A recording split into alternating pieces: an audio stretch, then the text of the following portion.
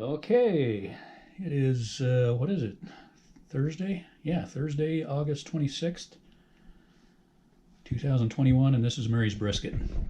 So, Mary, since you're probably not going to serve this while we're there, I just wanted to get a picture of this so you knew which direction to slice this.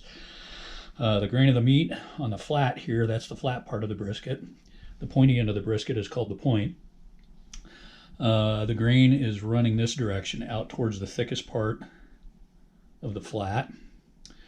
So you're going to want to come in and slice this in roughly 1/4 inch thick slices, and you can kind of follow the contour here a little bit. You can see how the grain kind of curves this direction. You don't need to get fancy, but it's going to be hard to see this grain once it's cooked, which is why I'm doing this now, and you probably don't remember from last year. And then the grain and the point over here is kind of running this direction. It's this direction here and kind of curving this direction here. So you're going to want to slice this part of the brisket this direction across the grain, perpendicular to the grain or the fiber in the muscle. And how far you go before you start cutting it one way or the other is up to you. I'm partial to the flat. The point is a little more unctuous, has a lot of grease and fat and that sort of stuff in it. Some people like that, some people don't. It's up to you. So, but generally, since I like a flat, I'll milk the flat as far as I can before I start cutting the point. But if you prefer the point, do more of this direction. So anyway, I hope that's clear enough. Have a dandy day. All right, Mary, that one is yours. And that one is for our guests tomorrow afternoon. These are about to get pulled, wrapped, held in the oven overnight, and finished up tomorrow with some ribs.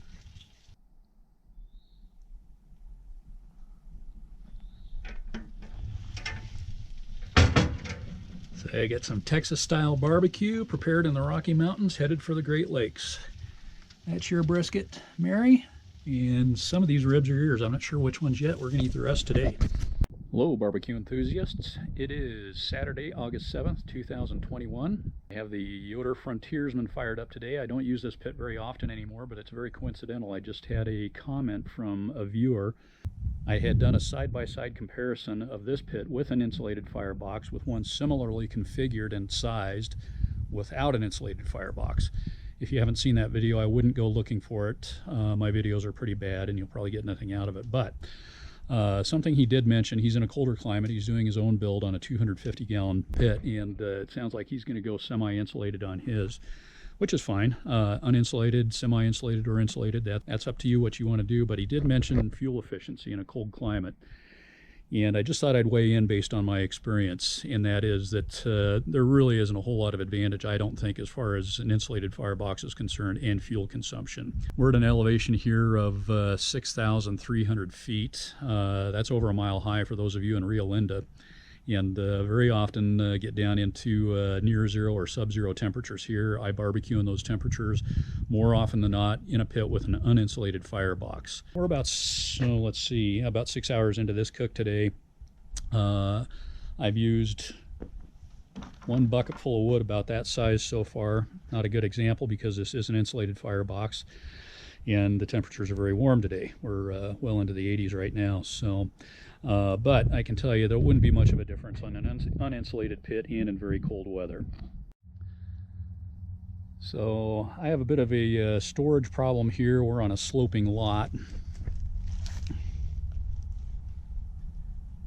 So not too many places and too much space to store my firewood, at least not conveniently located. This vacant area you see right here represents about 1 year's use of wood.